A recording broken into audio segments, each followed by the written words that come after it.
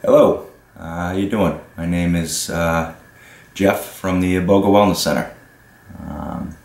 As you can see, I'm not in beautiful Costa Rica right now. I'm actually back home in the States, just outside of Boston, where I'm from, taking care of some things so that I can head back down to Costa Rica and work full-time at the Iboga Wellness Center. So I'm making this video for a few reasons. One, to kind of introduce myself, another to kind of tell a little bit about my story, and finally, you know, why I'm doing this kind of work now. So I'll get right to it. One of the big things I want to touch on is obviously about Iboga, how much it's helped me, but I also want to talk about how, you know, Iboga is not a magic pill that you know, you just take and everything is great again. You know, the Iboga is an amazing tool to help you get what you want to get out of life, but there's things on your part that you need to do. So I'm gonna tell a little about my story. I'm gonna get into some detail because I think it's important to understand, you know, really where I came from and where I'm at now. Here it is. I originally went to Costa Rica back in February of 2012 to be treated with Iboga for my addiction to heroin. I was in a really dark place at that point. That was just about 2 years ago exactly. You know, I was in pretty deep, and I was, you know, I didn't think there was any way out. I had tried, you know, kicking it myself. I had tried traditional rehab, you know, here in the States, and it just, nothing was really working for me. I think the way that I found out about Iboga is my father had heard about this amazing plant medicine from Africa and how it helped with addiction and all kinds of things. At first, when I heard about it, I was skeptical, to say the least. It just kind of seemed too good to be true, and I didn't really know much about it. But I was willing to try anything. I mean, I was, as I said, in a dark place. I did drugs to go to sleep, and I did drugs to get out of bed. And most days I just wish I'd never wake up. I had had enough, and things were just really going bad. You know, that was at my dark time. You know, it wasn't always that bad. You know, when I started using, you know, I was a early teenager, like most kids, you know, drinking beer, smoking weed. It was all good, man. It was fun. Then by the time I was 17, 18, I was doing coke on the weekends and partying pretty hard.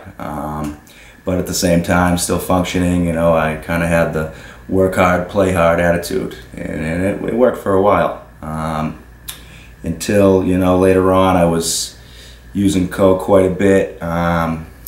Going on 1, 2, 3 day drinking coke binges, and then, you know, crashing out for a few days. And, you know, for anybody who knows, you know, has done coke or crack, it's, you know, it's all great. It's good at first, you know, you get this amazing high, and then you're just chasing it for the rest of the time.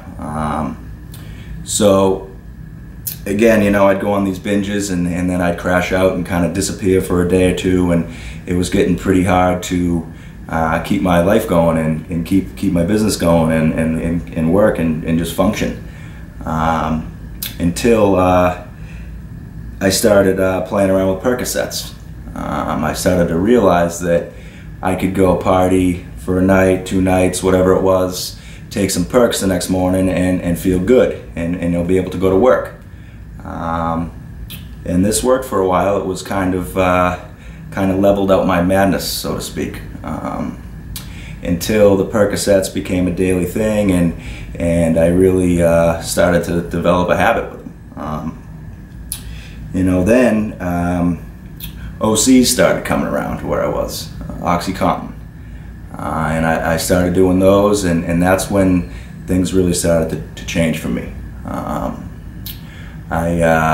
A lot of things that I'd worked so hard for in my life and that were really important to me started to not really matter anymore. All I cared about was getting my drugs.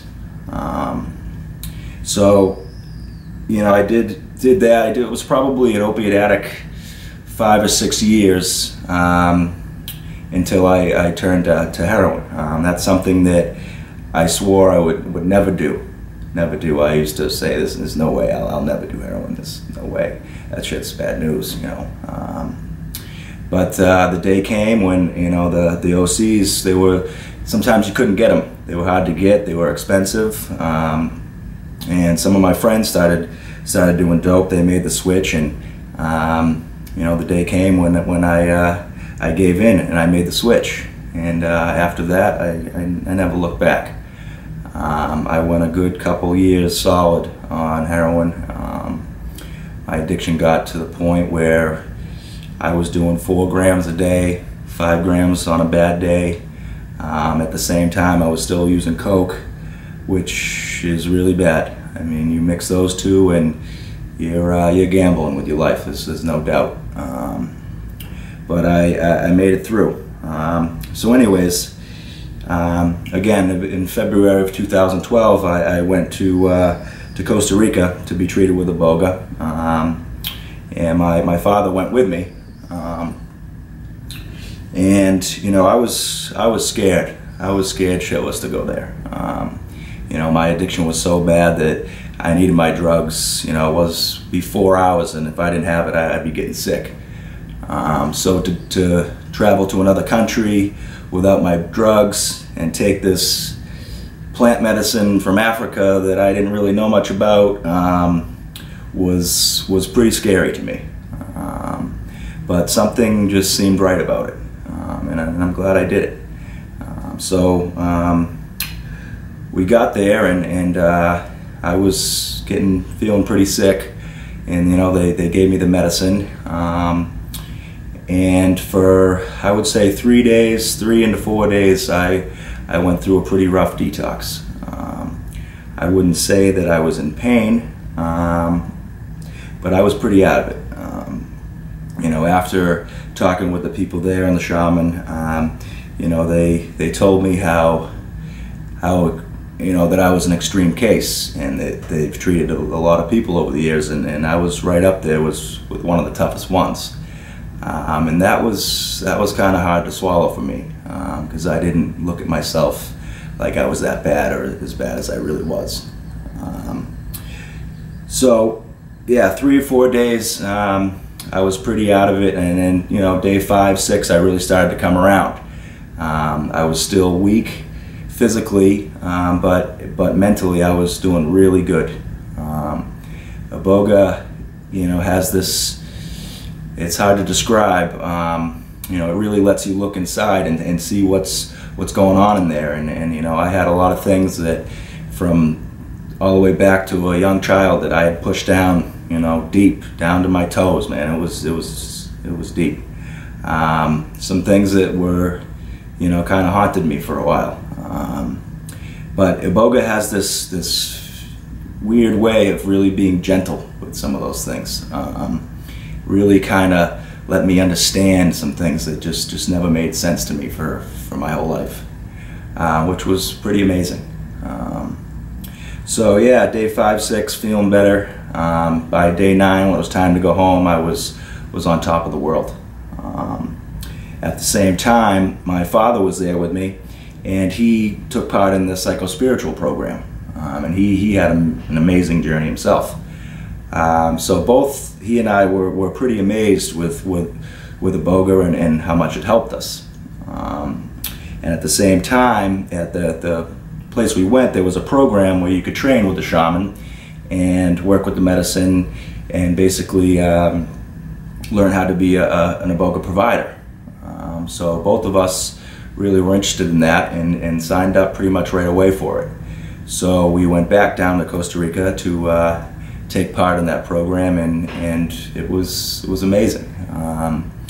We were there kind of on and off for about 8 months, month on, month off type of thing, working with patients there and the shaman and the medicine, and it was, again, just an amazing experience.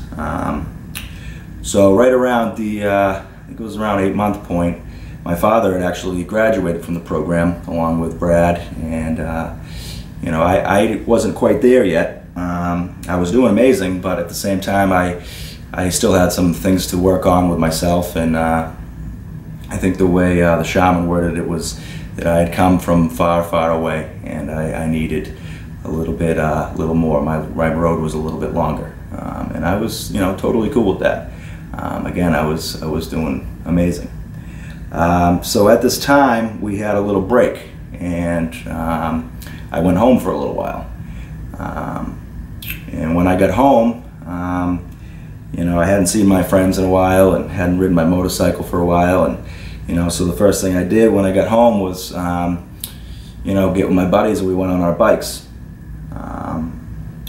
Some choices I made, you know, changed my life pretty severely. I had no idea what was about to happen.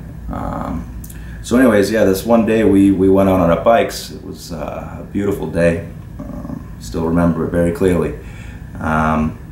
And we were riding, and it came to about lunchtime, and we stopped at a bar to get some lunch. And you know, my buddies were having a couple beers, and I remember thinking to myself, you know, can I have a beer?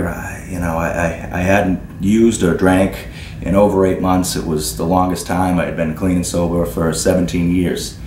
And that choice I made to have a beer affected me more than I ever knew.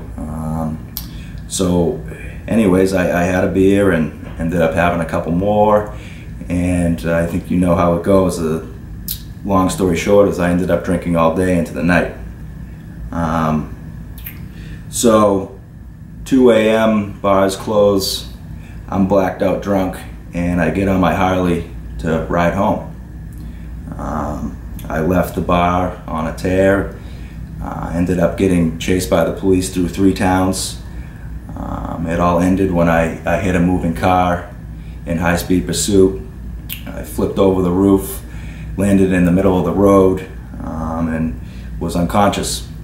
My buddy that was with me thought I was dead. It was pretty serious. I ended up breaking a vertebrae in my neck. I had internal bleeding, and I was all banged up. Besides that, I got arrested that night for quite a lengthy list of charges.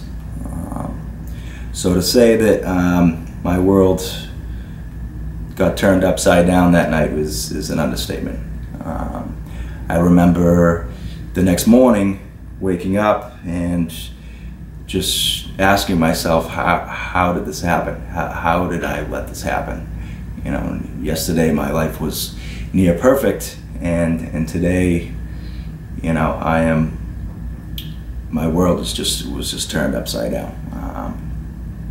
So at that point, you know, I wanted to go back to Costa Rica, but I couldn't. I had a bunch of charges on me and court dates to deal with. So I had to stick around. You know, that was a hard time for me. You know, like I said, I was doing so well. I'd worked so hard to get to where I was, and you know, things weren't so good anymore from just one choice that I made. So at the same time, around this time, my fiance was pregnant with our first child, Michaela. And you know, that was a big thing for me. Part of my deal with my fiance was if I got clean, that we could have a baby. I had always wanted a child. My friends had kids, and it was just something that I really always wanted. But I was, you know, was too fucked up for a long time to actually do it. So I had that, you know, I was really worried about that. I was looking at jail time. I, you know, have a pretty lengthy previous record, and that wasn't helping with the new charges. And it was in a dark place. You know, things were not looking good for me. I was really afraid that I was going to be in jail when my baby was born, and you know, things were hard for me. So around this time, you know, I was having a hard time, and I started hanging around with some of the wrong people and making some bad decisions. You know, it's even hard for me to say, but the time came when I used heroin again. For whatever reason, I thought it was going to help take away the pain and make everything go away like it used to for me. But something was different this time. It didn't help take away the pain. The guilt just overpowered everything. I mean, I just couldn't even really bear it. It was awful. So I lived in this dark place for another couple months, you know, trying to hide it from everyone, and I did a pretty good job of that. But at the same time, I knew that I was doing wrong, and I needed to get off it again. So the day came when I had to call my father and tell him that I had relapsed. That was the hardest phone call I ever made in my life. So, you know, we set up a time for me to go back to Costa Rica and detox again. You know, that was so hard to go back there and face the people there that had become my family. And to show up there back messed up again was hard, really hard. You know, I was given the medicine again, and something happened a little differently this time again. It was, you know, Iboga helped me get through it, but at the same time, Iboga gave me a very clear message that it was, you know, it was not there to help me when I got in trouble. And that really made me look at Iboga completely different. You know, I knew that Iboga was a spirit, it was alive, and it was real, but at the same time, that really confirmed that for me. It was pretty amazing. So anyways, I was there for another session, and I got off it again, and I went back home.